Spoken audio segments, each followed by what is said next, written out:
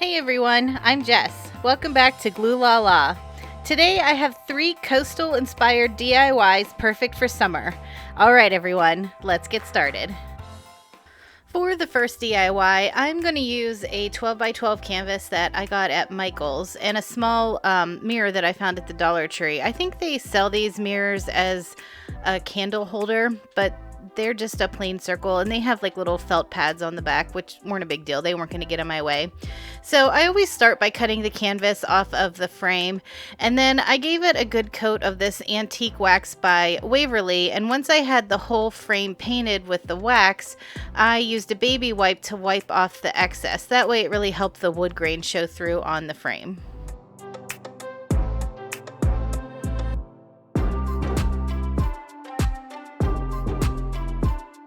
Next, I'm taking this small mirror and I'm tracing it out on some cardboard. And then I'm using one of these wreath forms from the Dollar Tree just as a guide to give me a circle that was a little bit bigger than the mirror itself. This was the only thing that I had on hand. You could use a plate or anything that would help give you a little bit larger of a circle than what the mirror is. And then I used my utility knife to cut out the circle, including the inner circle, because I needed the ring. So I took some of the nautical rope from the Dollar Tree and I started by gluing a row of it along the inside part of the cardboard ring. And instead of just winding it around and around, I decided to cut the rope off at each ring. That way it would stay a little bit more symmetrical, because if you would just keep winding it, you would have one side that would be one row longer than the other side. So once I had my first row in place, then I kept doing that, and I made sure that I lined the seams of the rope up in the same spot. And I ended up doing 4 rows all together. And once I had all 4 rows of rope laid down on the cardboard, there was just a little bit of extra cardboard, so I went back through with my scissors and I just trimmed that off. And I wasn't too worried about where you could see the seams from the rope, because I knew I was going to be covering that up with some burlap ribbon later on.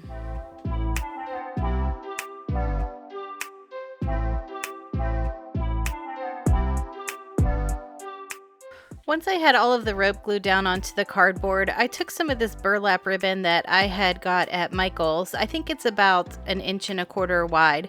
And I just glued 4 pieces around the ring, and I kind of made them opposite from each other. So once I had the first piece in place, I moved to the opposite side and I wrapped another piece around, and then I did that on the opposing sides. That way it kind of gave a nod to a life preserver, since this is kind of a coastal nautical project.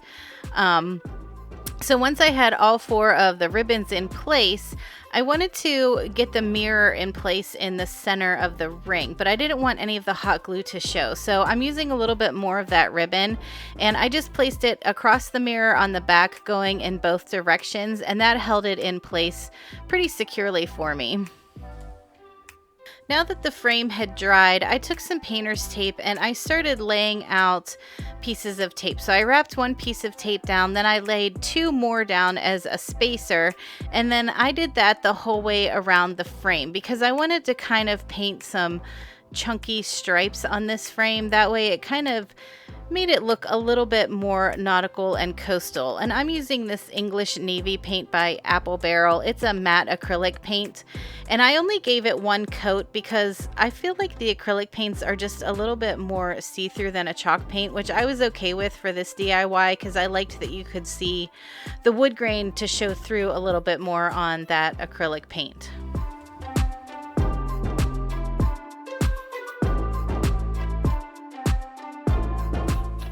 Once I had pulled the painter's tape off of the frame, I used my sanding block and I sanded it pretty hard around the frame because I really wanted it to have that like weathered look, since this was going to be coastal. And then I realized I forgot to paint the craft sticks that I need to attach it to the frame. So I used 2 of these giant craft sticks from Walmart, and I did the antique wax on those as well, and I cut those in half. And then I was able to lay my frame down and lay the mirror down in the center. And then I kind of used the ribbon pieces that I put on the back as a guide, and I just laid my sticks down across the ribbon and the frame, and that is what I used to attach the two pieces together. And then once I had all of the sticks in place, I did go back through and I added a little bit of hot glue over the top of the sticks where it connected to the back of the mirror and the back of the frame, just to make it look a little more secure.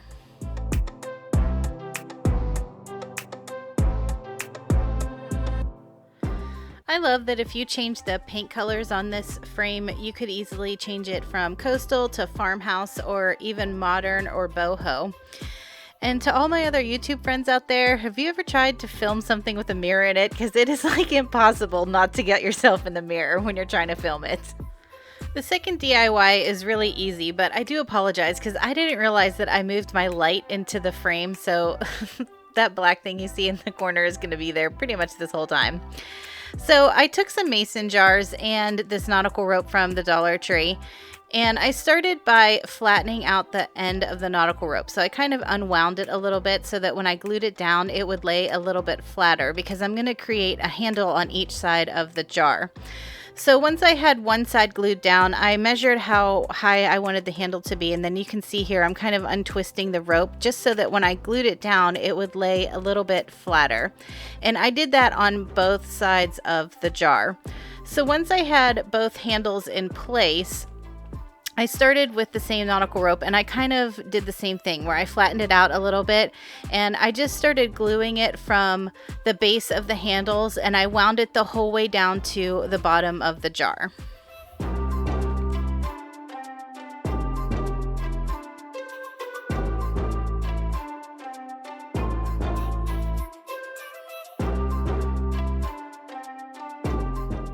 Once I had glued on the last row of the rope on the bottom of the jar, instead of cutting it straight off, I decided to cut the rope at an angle.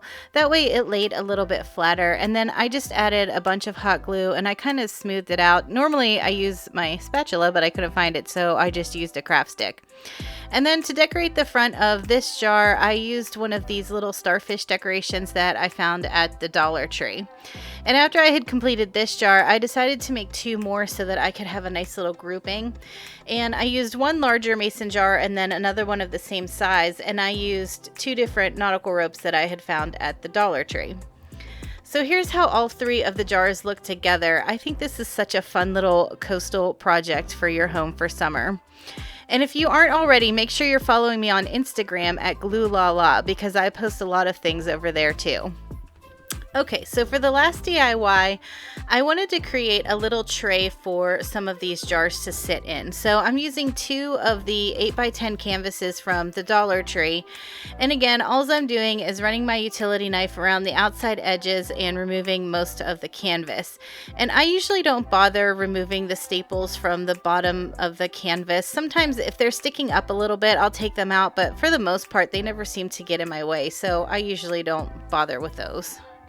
Once I had the canvases removed from both of the 8x10 frames, I just ran a little bit of hot glue around the one frame and stacked the other one on top of it.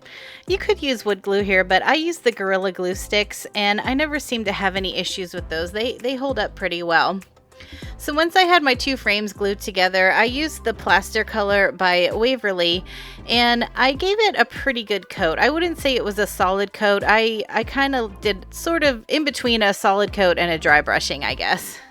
To give the frame a little more dimension, I went right back in as soon as I had finished with the Plaster Color, and I used the Truffle Color by Waverly, and I used the same brush, and I just started dry brushing over it. That way the two colors kind of melded together, and it gave it a distressed look, but it also kind of helped blend the colors together a bit. And I did that the whole way around the outside and the inside of the two frames. To give this tray a little more character, I decided it would be fun to write some coordinates on the front of the tray. So I actually looked up the coordinates for Niagara Falls, New York, because that's actually where my husband and I got married. And I just wrote those on in my own handwriting on the front of the tray with a pencil, and then I went back through with a blue Sharpie and traced over it. And then I sanded everything down really, really well just to make it look a little bit more weathered.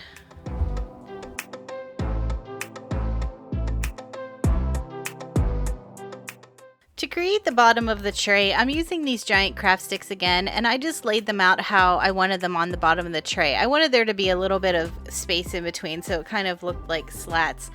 And I'm sure you've seen in my other videos that I like to use my paper trimmer to cut down the craft sticks. So once I had how many craft sticks I needed, then I used my trimmer to trim them all down to the same size that would fit on the back of the tray. Once all my sticks were cut to size, I did the same painting technique that I did on the tray. So I gave them a little bit heavier of a dry brush with the plaster color. Then I went through with the truffle color and dry brushed over that, and then I sanded them to blend it all together. And then once all the paint was dry on the sticks, I just hot glued it onto the back of the frame. Since I knew I was leaving gaps in between the sticks, I decided to glue one stick on one end of the frame first, and then I flipped it around and I glued the stick on the other end. That way I was able to space my remaining sticks out between the two, and it created kind of equal gaps between all of the sticks.